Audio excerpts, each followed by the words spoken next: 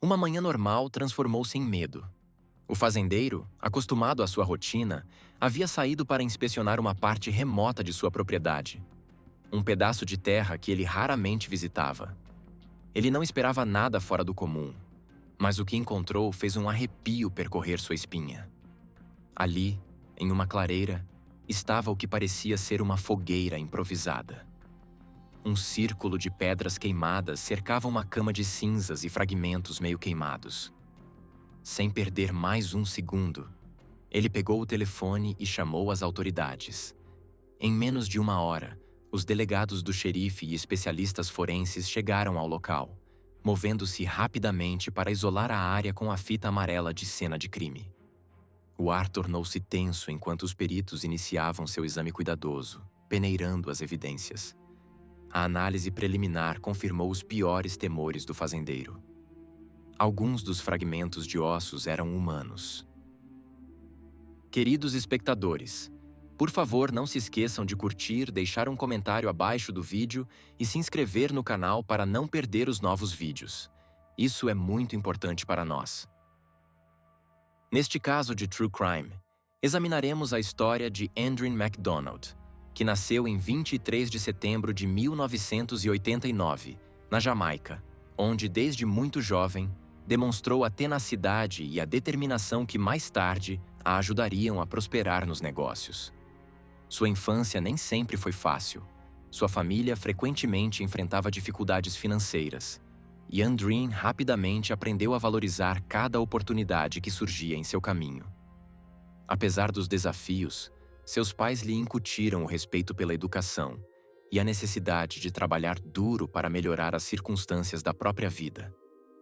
Esses princípios moldaram o caráter de Andrew, alguém atenciosa, orientada por objetivos e dotada de uma habilidade natural para empatizar com as pessoas ao seu redor. Ainda na adolescência, Andrew apresentava um espírito empreendedor. Ela ajudava parentes que vendiam mercadorias nos mercados locais, sempre pensando em ideias para expandir a variedade de produtos ou atrair novos clientes. Em pouco tempo, começou a imaginar horizontes mais amplos e passou a considerar seriamente a possibilidade de se mudar para os Estados Unidos. A promessa de maiores oportunidades, tanto acadêmicas quanto profissionais, a inspirava. Após concluir sua formação básica na Jamaica, ela se candidatou para estudar nos Estados Unidos, vendo isso como seu primeiro grande passo rumo a uma nova vida. A decisão de mudar para os Estados Unidos não foi fácil. Além da nostalgia por sua terra natal, Andrew enfrentava o desafio de recomeçar em um país estrangeiro. Mas, segundo amigos, ela se lançou nessa transição com sua energia característica. Nos primeiros anos nos Estados Unidos, ela conciliou vários empregos no setor de serviços enquanto frequentava a faculdade, determinada a adquirir as qualificações e habilidades que eventualmente lhe permitiriam abrir seu próprio negócio. Ela enfatizava repetidamente que queria fazer algo significativo, cuidar de pessoas necessitadas, especialmente idosos. Pouco tempo depois, Andrew estabeleceu-se em San Antonio, Texas, onde decidiu criar raízes de longo prazo. Inicialmente, trabalhou com pequenas organizações que prestavam serviços de cuidado a idosos. Durante esse período, adquiriu experiência prática e desenvolveu uma visão clara do que o atendimento de qualidade deveria ser. Não apenas visitas formais de cuidadores, mas um verdadeiro senso de família e carinho. A partir dessa visão, surgiu o conceito da Starlight Homes, a empresa que Andrew fundou e administrou com dedicação excepcional. Desde seus primeiros dias, a Starlight Homes exigia todo o tempo e energia de Andrew. Ela pessoalmente contratava funcionários, conduzia entrevistas, supervisionava a qualidade dos serviços e nunca hesitava em assumir tarefas extras. Se necessário, comprava mantimentos para os clientes ou acompanhava o estado de saúde deles. Esse comprometimento fez dela uma figura respeitada na comunidade local. No final dos seus 20 e poucos anos, ela levava um estilo de vida modesto, porém confortável, em San Antonio, onde residia com seu marido, Andrew MacDonald, um major da Força Aérea dos Estados Unidos. Juntos, apresentavam aquilo que muitos de fora considerariam um casal perfeito. financeiramente estáveis, socialmente ativos e aparentemente apoiando as ambições um do outro. Contudo, sob a superfície, como alguns amigos e conhecidos afirmariam mais tarde, havia pequenas fissuras no casamento que, se ignoradas, poderiam eventualmente se transformar nas falhas que abalaram toda a comunidade quando Andrienne foi dada como desaparecida no final de fevereiro de 2019. Em uma noite fria perto do fim daquele mês, os amigos mais próximos de Andrienne começaram a perceber que algo estava errado. Normalmente, Andrienne era pontual, cuidadosa em responder ligações telefônicas e rápida em retornar mensagens quando alguém precisava remarcar um encontro. Mas, de repente, parecia que ela havia ficado em completo silêncio. As mensagens de texto não recebiam resposta. As ligações iam diretamente para a caixa postal. E até suas redes sociais, um canal que ela usava frequentemente para compartilhar atualizações sobre sua empresa e sua vida pessoal, não mostravam qualquer atividade recente. Preocupadas, mas ainda não alarmadas, algumas amigas tentaram atribuir seu silêncio a um período de trabalho especialmente intenso.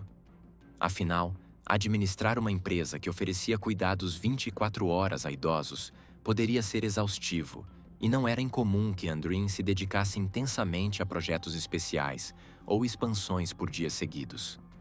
No entanto, o silêncio prolongou-se muito além do que qualquer pessoa que a conhecia consideraria normal. No dia seguinte, aqueles que dependiam de suas decisões de gestão na Starlight Homes começaram a ficar preocupados, e os funcionários que contavam com suas instruções diárias descobriram que ela não havia atualizado quaisquer agendas ou escalas. Uma sensação crescente de inquietação começou a se espalhar.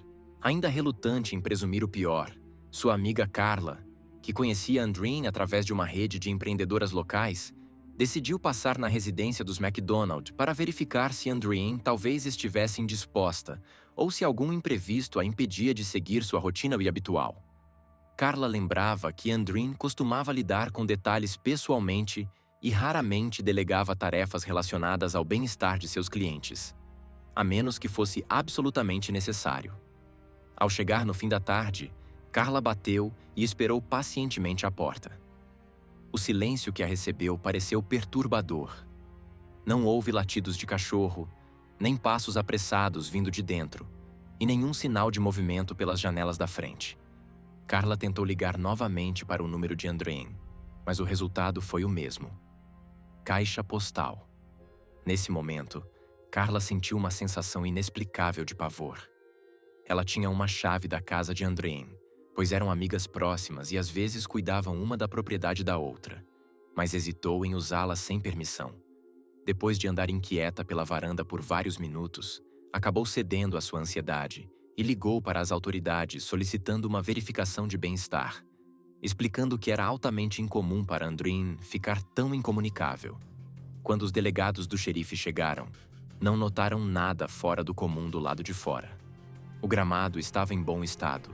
A caixa de correio não transbordava de cartas ou pacotes, e não havia sinais imediatos de arrombamento. No entanto, quando a polícia entrou na casa, havia um silêncio estranho em cada cômodo. A bolsa de Andrienne, um item essencial que ela sempre levava consigo, estava no balcão da cozinha. Seus pertences pessoais, incluindo chaves e um carregador de telefone, estavam espalhados de modo que sugeria que ela estivera no meio de um dia comum. Detetives mais tarde comentaram que parecia como se a dona da casa tivesse simplesmente desaparecido no ar enquanto realizava tarefas rotineiras, deixando para trás todos os itens essenciais que qualquer pessoa levaria se planejasse sair por mais de alguns minutos. A sensação de que algo sinistro poderia ter acontecido pairava pesadamente no ar, mesmo que não houvesse sinal imediato de violência. Nas horas seguintes, os delegados percorreram todo o local anotando cuidadosamente cada detalhe que pudesse indicar para onde Andrienne tinha ido ou em quais circunstâncias havia saído. No quarto principal, algumas roupas estavam jogadas casualmente sobre uma cadeira, enquanto a cama estava parcialmente arrumada, como se alguém tivesse começado o trabalho, mas não o concluído. No andar de baixo, a área de estar da família permanecia em grande parte organizada, embora um dos detetives tenha encontrado um pedaço de papel amassado perto do sofá. posteriormente identificado como uma lista de compras que incluía itens que Andreen pretendia adquirir naquela semana. Quanto mais procuravam, menos a situação se alinhava com a ideia de que ela tivesse simplesmente saído em uma viagem repentina. Dias depois, um esforço comunitário para localizar Andreen ganhou força, coordenado em parte por suas amigas mais próximas, que tinham certeza de que algo havia acontecido, já que Andreen jamais abandonaria suas responsabilidades, especialmente sua empresa e sua filha pequena. Em meio a essa crescente preocupação, as autoridades intensificaram a investigação inicial, realizando entrevistas com qualquer pessoa que pudesse ter tido contato com Andreen nos dias ou horas anteriores ao desaparecimento. Alguns funcionários da Starlight Homes foram questionados sobre seu humor, sua agenda recente e qualquer circunstância fora do comum que tivessem observado. Alguns relataram que ela parecia um pouco estressada, mas não de um modo que despertasse suspeitas. Outros mencionaram que raramente interagiam com seu marido, André, que mantinha um perfil discreto, apesar de viver na mesma casa de onde Andreen às vezes coordenava atividades da empresa. Uma funcionária lembrou ter visto André apenas uma vez, rapidamente, descrevendo-o como educado, porém reservado, sem oferecer qualquer insight sobre a dinâmica do casal dentro de casa. Nas primeiras 72 horas, a prioridade dos detetives era determinar se o desaparecimento de Andreen tinha sido voluntário ou resultado de um crime. Eles consideraram a possibilidade de uma crise de saúde mental, uma viagem inesperada de volta à Jamaica, ou até mesmo um desejo abrupto de se afastar de seus compromissos profissionais e conjugais. No entanto, nenhuma dessas teorias ganhou força quando comparada às evidências encontradas na casa e ao padrão consistente de comportamento de Andreen no passado. Além disso, registros telefônicos e bancários não mostravam qualquer atividade recente que sugerisse grandes planos. Ela não havia retirado grandes quantias de dinheiro, nem comprado passagens aéreas de última hora. À medida que os investigadores se aprofundavam, começaram a encontrar indicadores mais sutis de que a situação em casa talvez fosse mais complicada do que parecia. Enquanto vizinhos, em geral, afirmavam não ter ouvido discussões ou visto sinais de conflitos domésticos, uma mulher que morava algumas casas adiante mencionou que, em algumas ocasiões, havia notado o carro de Andreen saindo da garagem tarde da noite e retornando pouco tempo depois, como se ela estivesse fazendo breves passeios para clarear a mente. Outro vizinho mencionou ter ouvido conversas abafadas através das paredes, mas admitiu que poderia ter sido apenas uma televisão ou uma conversa normal realizada em um tom mais alto.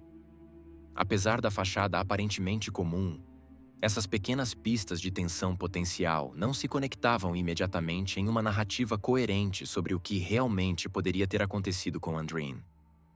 À medida que os dias se transformaram em uma semana, o sentimento de temor entre seus amigos e familiares se intensificou. As autoridades continuaram a analisar possíveis pistas. Uma pegada parcial perto da porta dos fundos, uma possível marca de arranhão no chão da cozinha que parecia mais recente do que o restante do desgaste, e um pequeno arranhão na parede perto da escada. Nenhuma dessas evidências provou estar definitivamente relacionada a uma altercação, nem confirmou que Andreen havia sido retirada de sua casa à força. Uma peça particularmente intrigante do quebra-cabeça estava nos registros telefônicos de Andreen. De acordo com os dados recuperados pelos investigadores, o celular dela cessou toda a atividade repentinamente na noite de 28 de fevereiro de 2019, sem mais ligações, sem mensagens de texto, sem uso de dados. Normalmente, seu telefone era quase uma extensão de sua mão, dado que ela tinha responsabilidades de gerenciar cronogramas de funcionários e coordenar cuidados de pacientes. O silêncio abrupto levantou suspeitas. As autoridades consideraram a possibilidade de que Andreen mesma tivesse desligado o celular, mas o cenário mais realista, aos olhos da maioria das pessoas que a conheciam, era que algo havia acontecido que a impediu de usar o telefone ou que o aparelho havia sido deliberadamente destruído ou descartado. Somando-se ao mistério, a polícia entrou em contato com Andrew MacDonald para uma declaração oficial. Inicialmente, ele disse aos investigadores que não tinha certeza de onde Andreen estava, e sugeriu que talvez ela tivesse apenas saído para esfriar a cabeça depois de alguns desentendimentos conjugais. Ele afirmou que ela já havia tirado pausas antes, embora nunca por muito tempo, e insistiu que ela retornaria quando quisesse. Os detetives acharam sua atitude um tanto indiferente, especialmente à luz do pânico evidente que amigos e familiares de Andreen estavam demonstrando. Quando pressionado por detalhes, como quando ele a viu pela última vez e se eles haviam discutido, Andre ofereceu respostas vagas, reiterando que Andreen era dona de si mesma e que poderia estar em qualquer lugar que desejasse. Ele não parecia ansioso para registrar um boletim de pessoa desaparecida, apesar de sua ausência evidente. Nos bastidores, equipes forenses examinaram minuciosamente os rastros digitais de Andreen, analisando e-mails, mensagens de texto e pesquisas online para verificar se ela havia falado sobre sentir-se ameaçada ou se havia planejado partir. Notaram algumas mensagens recentes para amigas mencionando estresse, mas nada tão alarmante que explicasse um desaparecimento total. Enquanto isso, a polícia procurou discretamente comércios locais, especialmente aqueles próximos à residência dos MacDonald, para verificar se alguma câmera de vigilância poderia ter registrado Andreen fazendo compras ou saindo em horários incomuns no dia em que foi vista pela última vez. Embora alguns proprietários de câmeras tenham entregue horas de gravações, nada conclusivo apareceu mostrando ela chegando ou saindo em horários anormais. À medida que os dias após o desaparecimento de Andreen MacDonald se transformaram em semanas, a comunidade de San Antonio, já abalada pelo mistério de seu desaparecimento abrupto, passou a se concentrar intensamente em uma pergunta: qual foi o papel, se é que houve algum, de seu marido, Andre MacDonald? Os investigadores mantiveram uma linha de questionamento cordial, porém persistente, com Andre desde o início. Mas foi seu comportamento, somado a uma série de descobertas desconcertantes, que gradualmente o elevou de alguém simplesmente ligado a uma mulher desaparecida, a principal suspeito em um caso que começava a parecer cada vez mais um crime violento. Vizinhos, conhecidos ocasionais e até alguns parentes começaram a mencionar sinais sutis e inquietantes que haviam ignorado ou descartado como simples tensão conjugal. No início, os detetives tentaram dar a Andre o benefício da dúvida, raciocinando que luto, estresse e medo poderiam levar alguém a agir de maneiras que poderiam parecer suspeitas. Quando questionado sobre a data exata em que viu Andreen pela última vez, ele fazia uma pausa, olhava fixamente por um momento e então dava referências vagas ao final de fevereiro, como se tivesse dificuldade em lembrar detalhes específicos. Para investigadores acostumados a interpretar linguagem corporal e inconsistências, esse comportamento acionou alarmes silenciosos. Eles notaram que ele evitava usar o nome de Andreen, referindo-se a ela apenas como minha esposa, em um tom monótono que não transmitia preocupação ou urgência. Um exame mais minucioso da casa, especialmente da garagem, reforçou ainda mais a ideia de que algo errado havia acontecido. Embora nada estivesse visivelmente danificado ou destruído, o cheiro de produtos de limpeza fortes pairava em certos cantos da garagem e da cozinha. A princípio, os detetives atribuíram isso ao hábito rotineiro de limpeza. Andreen tinha fama merecida de ser meticulosa.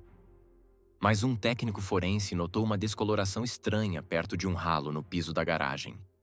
Poderia ser ferrugem, graxa ou qualquer substância inofensiva, mas a presença de fluido de limpeza excessivo naquela área sugeria uma tentativa apressada de apagar algo.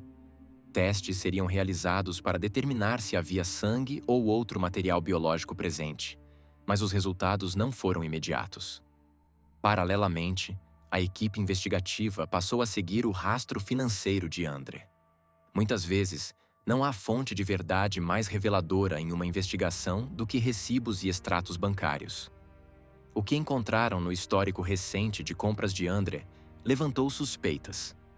Múltiplas transações em sequência para itens que pareciam peculiares, considerando o desaparecimento da esposa.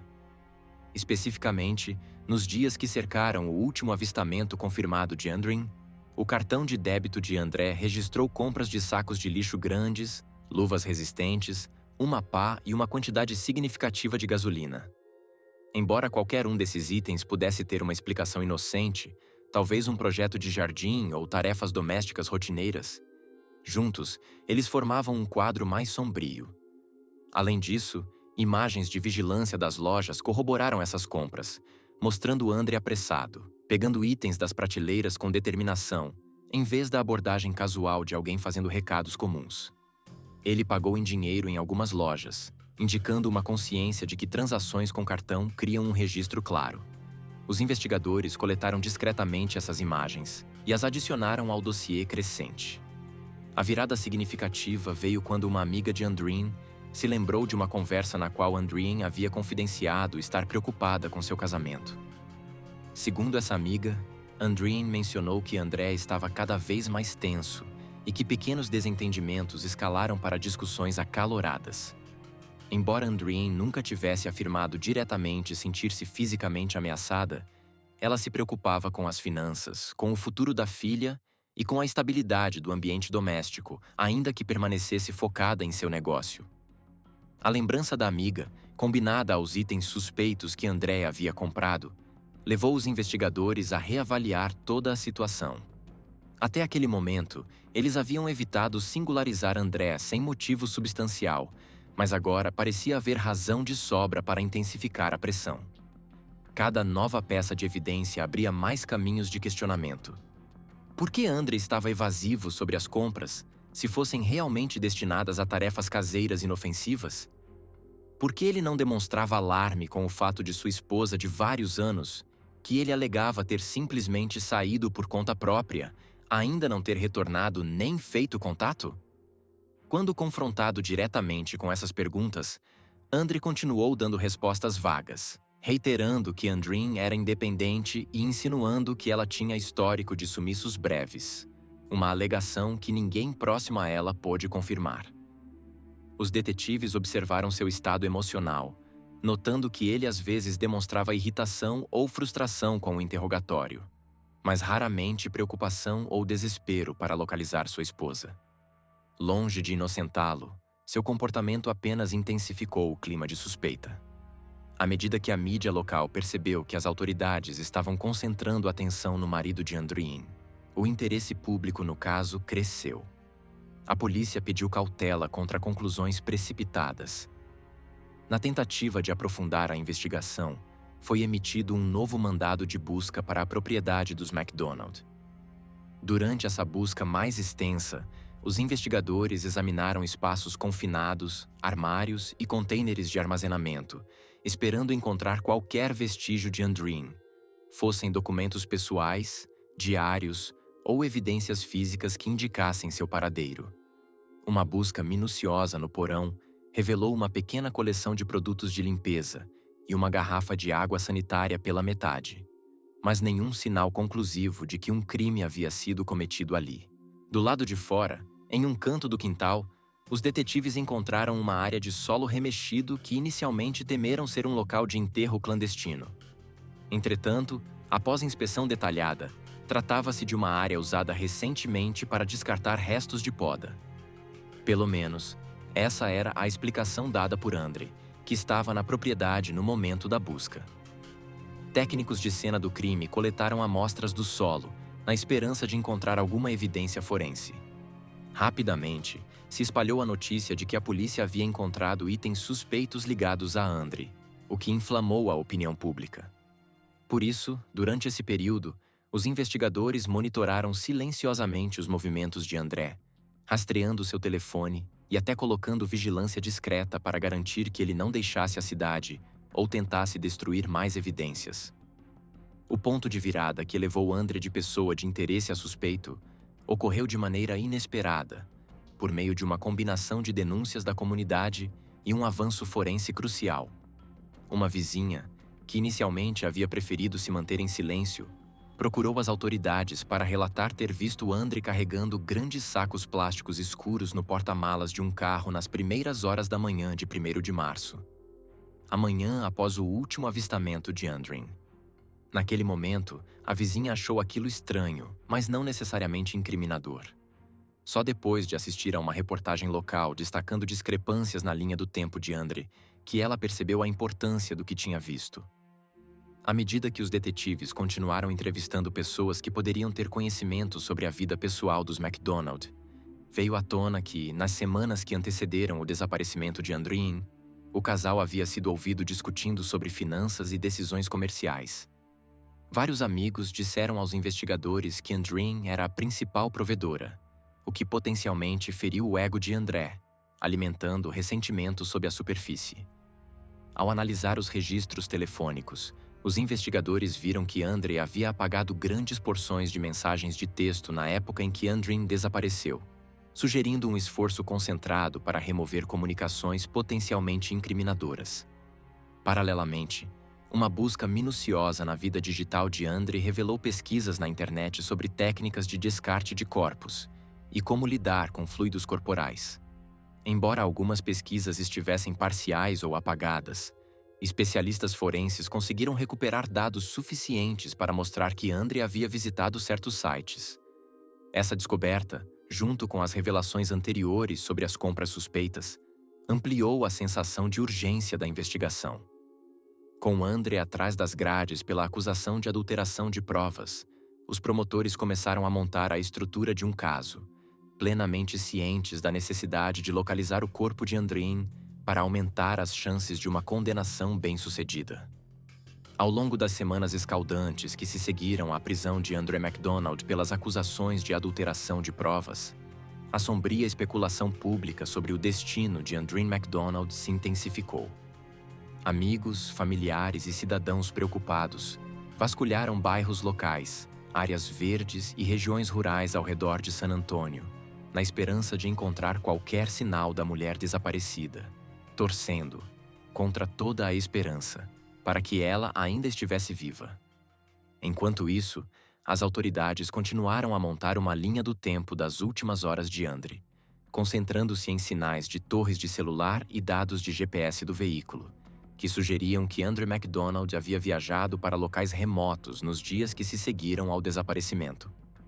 Embora sua explicação oficial para essas viagens variasse entre precisar de espaço para pensar e fazer tarefas, os investigadores suspeitavam de um motivo mais sinistro. Eles compararam esses vestígios digitais com propriedades abandonadas conhecidas, áreas densamente arborizadas e fazendas afastadas, suspeitando que, se André tivesse feito o impensável, poderia ter ido a um local isolado para tentar esconder todas as evidências de irregularidade. Eventualmente, uma pista crucial chegou de uma fonte improvável. O proprietário de um rancho local que havia ouvido falar sobre o desaparecimento de Andreen e se lembrou de um detalhe que lhe causou estranheza.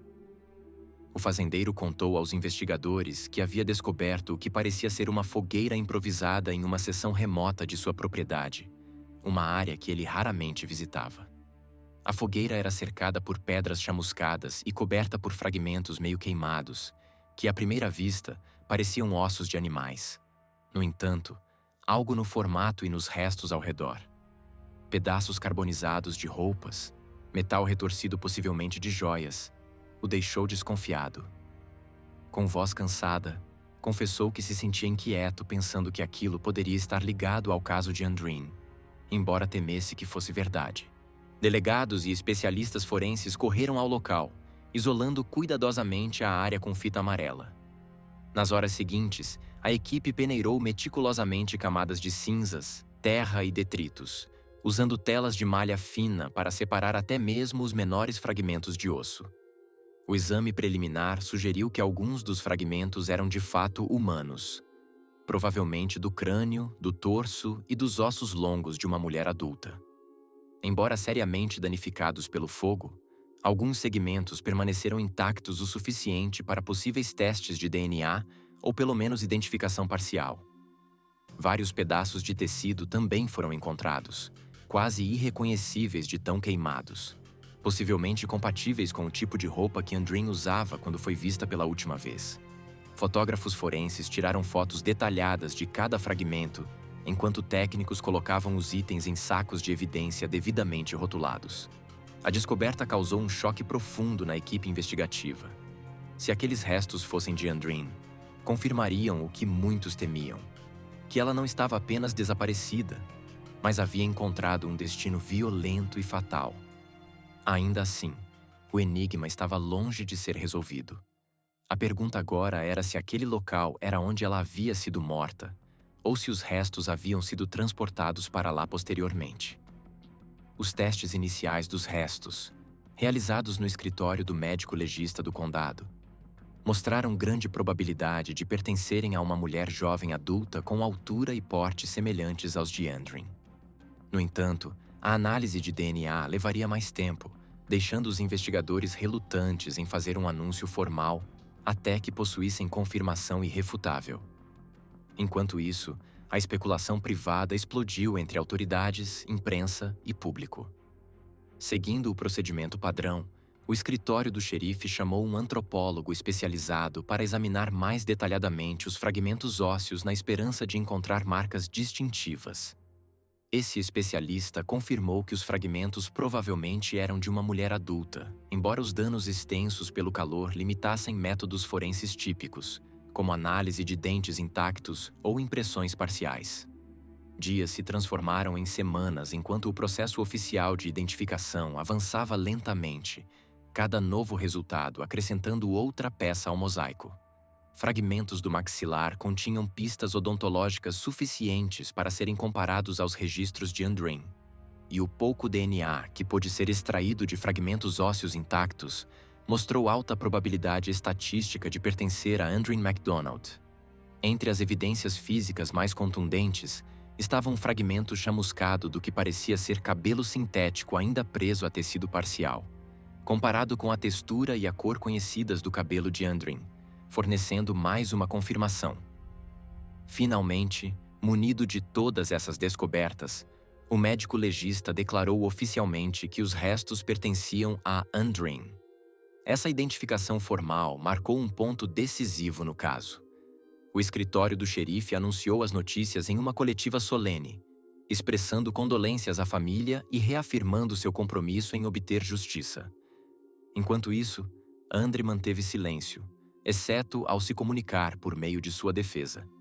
Seu advogado declarou publicamente que não havia prova conclusiva de assassinato, afirmando que os restos, embora de Andrin, não provavam necessariamente como ela morreu ou quem foi o responsável. Um comunicado agressivo insinuou possíveis suspeitos alternativos ou cenários diferentes, mas sem apresentar detalhes. A simpatia pública por André era mínima naquele momento, embora alguns afirmassem que no sistema legal americano ele continuava inocente até prova em contrário. Ainda assim, no Tribunal da Opinião Pública, ele já estava condenado. Andre MacDonald estava em prisão domiciliar desde abril de 2021.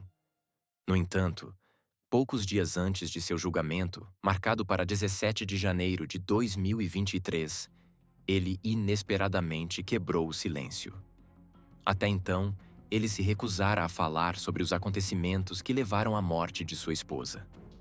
Mas agora, começou a apresentar sua versão do que aconteceu naquela noite fatídica. 28 de fevereiro de 2019. Naquele dia, Andre e sua esposa, Andrin MacDonald, estavam no escritório de um consultor fiscal. Durante a reunião, Andre descobriu que, um ano antes, Andrin havia secretamente iniciado um novo negócio sem seu conhecimento. Essa revelação o chocou e o encheu de raiva. Uma discussão acalorada surgiu entre o casal. Mais tarde naquela noite, a discussão continuou em casa. Segundo Andre, ele lutou para controlar suas emoções e decidiu sair para esfriar a cabeça, parando em um posto de gasolina. Mas nem isso aliviou a tensão. Ele e Andrin continuaram a disputa por mensagens de texto. Quando voltou para casa, ele mencionou a possibilidade de divórcio e a divisão igualitária dos negócios. Essa ideia enfureceu Andrin. Percebendo que poderia perder parte de sua empresa, ela perdeu o controle e entrou furiosamente no cômodo onde o marido estava. De acordo com Andre, quando Andrin entrou no quarto, ele se virou e a encontrou de repente bem na sua frente. Nesse momento, ele afirma: Andrin inesperadamente cuspiu em seu rosto. Naquele momento, eu a agarrei porque ela estava bem na minha frente, ele lembrou. Acho que batemos nossas cabeças um no outro, e acredito que ela tenha sofrido um ferimento no rosto, Depois disso, ele diz que Andreen correu para o banheiro e acendeu a luz. Quando viu seu rosto ensanguentado no espelho, sua raiva aumentou ainda mais. Ela olhou para si mesma e ficou furiosa. Então ela veio para cima de mim, relatou André. Ele afirma que tentou desviar dos golpes, protegendo o rosto e a cabeça. No meio da briga, ele a agarrou, a forçou ao chão e lhe deu 2 chutes. Depois disso, segundo André, ele saiu do quarto para colocar a filha, Alena, na cama. Quando voltou cerca de 30 minutos depois, sua esposa estava morta. Eu entrei em pânico, admitiu. Temendo as consequências, André levou o corpo de Andreen para um campo, despiu-a completamente e voltou para casa para queimar suas roupas. No entanto, as evidências coletadas pelos investigadores levantaram dúvidas sobre sua história. Uma das provas mais contundentes foi a presença do sangue de Andreen em um martelo amarelo encontrado na casa. Esse detalhe não correspondia à narrativa de André de que sua morte havia sido acidental. Ele tinha uma explicação para isso também. Sob juramento, ele afirmou que depois voltou ao campo onde havia deixado o corpo, levando um martelo, um galão de gasolina e um plano. Eu estava furioso e queria vingança da pessoa que eu acreditava ser responsável por tudo, disse ele. Pelo teor da história, ficava claro que ele considerava sua esposa a culpada. Quando os argumentos iniciais começaram, o promotor pintou um retrato sombrio de um homem que ressentia o sucesso e a independência da esposa. Após ambas as partes apresentarem seus argumentos finais, a tensão atingiu o auge. A acusação pediu ao júri que considerasse a montanha de coincidências, que, no conjunto, formava um caso arrasador. A defesa, por outro lado, enfatizou a ausência de testemunhas oculares diretas. Eles sugeriram que André tinha entrado em pânico após uma morte acidental. Uma explicação que, se aceita, poderia reduzir consideravelmente a acusação. Quando o júri se retirou para deliberar, a comunidade prendeu a respiração. Dias de deliberações se passaram sem um veredicto rápido, sinalizando que os jurados estavam lutando profundamente com a complexidade do caso. Finalmente, após o que pareceu uma eternidade para ambas as famílias, o júri anunciou que havia chegado a um veredicto. O júri considerou Andrew MacDonald culpado, mas não de homicídio em primeiro grau. Em vez disso, ele foi condenado por uma forma menor de homicídio, especificamente homicídio culposo, manslaughter. O veredicto trouxe uma mistura complexa de alívio e angústia para os entes queridos de Andreen. Embora esperassem uma condenação por assassinato, encontraram algum conforto no fato de que o júri responsabilizou André, rejeitando suas afirmações de inocência. O juiz impôs a sentença máxima para homicídio culposo segundo a lei do Texas: 20 anos de prisão, além de uma multa substancial.